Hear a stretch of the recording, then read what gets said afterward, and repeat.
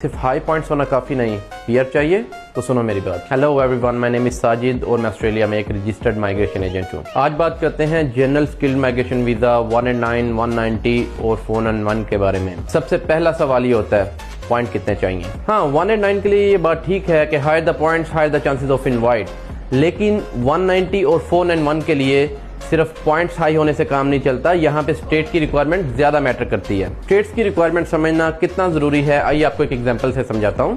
NSW में 2 applicant हैं with IT profile. एक के पास 80 पॉइंट्स हैं, लेकिन वो फिर भी फोकस कर रहा है कि मैं अभी अपने पॉइंट्स कैसे बढ़ाऊं, instead of focusing on the states other pathways या क्राइटेरिया।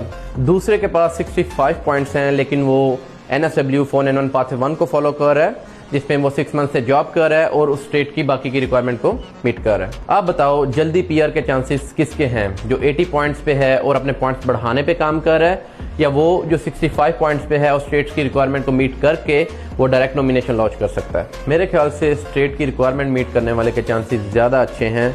आपको ये चीज़ समझनी होगी कि आप जिस भी स्टेट में रह रहे हैं, आपको 190 और 491 के लिए उस स्टेट की रिक्वायरमेंट मीट करना सबसे ज़्यादा ज़रूरी है। अगर स्टेट सुपीरियर इंग्लिश मांग रही है तो वर्क ऑन दैट। अगर स्टेट ये कह रही है कि आप रीजन के अंदर रह रहे हो या आपकी एम्प्लॉयमेंट हो, तो work on that rather than just chasing the points only. अगर आपको इसके ऊपर फर्दर गाइडेंस चाहिए या पाथवेज के बारे में जानना चाहते हैं तो आज ही हमसे रब्ता करें। Thank you.